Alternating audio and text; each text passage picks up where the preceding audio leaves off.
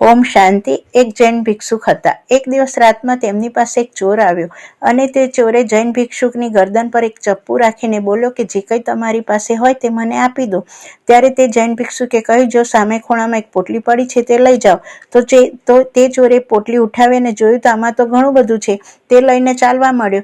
ત્યારે પેલા જૈન ભિક્ષુકે હસતા હસતા કહ્યું, તેમાંથી થોડું મારા માટે મૂકીને જાઓ. મારે તો ખાવા માટે તેની જરૂર પડશે ને, બાકી બીજું લઈ જાઓ. તો પેલા ચોરે પોટલીમાંથી થોડું જૈન ભિક્ષુકને આપ્યું અને પછી ચાલવા માંડ્યો.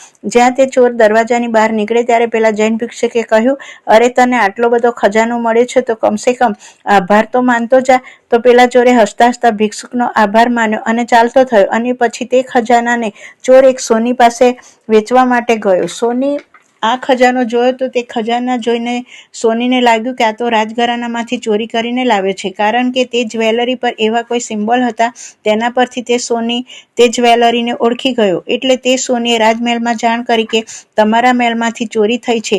તે ચોરને હું જાણું છું. એટલે રાજાએ તે ચોરને એરેસ્ટ કર્યો અને કહ્યું કે તારામાં આટલી બધી હિંમત કે મારા રાજમહેલમાંથી તે ચોરી કરી, ત્યારે તને મૃત્યુદંડ આપવામાં આવશે. ત્યારે આ ચોરે રાજાને કહ્યું કે તમારા મહેલમાંથી મેં ચોરી નથી કરી, હું તો એક જૈન ભિક્ષુક હતા તેમને ત્યાંથી ચોરી કરીને લાવ્યો છું. ત્યારે રાજાએ કહ્યું, જૈન ભિક્ષુકને હાજર કરો.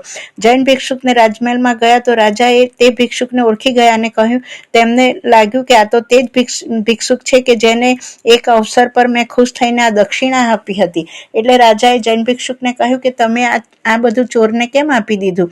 ત્યારે જૈન ભિક્ષુકે જવાબ આપ્યો કે આ ચોરને મેં આપ્યું છે. મેં તેને બતાવીને કહ્યું કે તું આ લઈ જા, અને ચોરે તેમાંથી થોડું મારા માટે પણ રાખ્યું છે અને જતા જતા મારો આભાર પણ માનતો ગયો છે. તો તે ચોર કેવી રીતે કહેવાય? તે ચોર નથી. આ સાંભળીને રાજાએ ચોરને છોડી દીધો.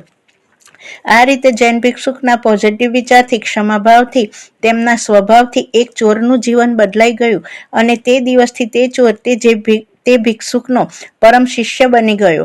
અને કહેવાનો ભાવાર્થ એ છે કે આપણે આપણા રહેમ દિલથી, દયાભાવથી, પોઝિટિવ વિચારોથી ઘણાનું જીવન બદલી શકીએ છીએ. જેવી રીતે શ્રી કૃષ્ણ શિશુપાલ જેવા દુરાચારી પાપાચારીની 100 ભૂલો માફ કરી શકે છે, તો શું આપણે લોકોની 10 ભૂલોને માફ નથી કરી શકતા? આ રીતે આપણા પોઝિટિવ વિચારોથી બીજાનું જીવન આપણે બદલી શકીએ છીએ. ઓમ શાંતિ.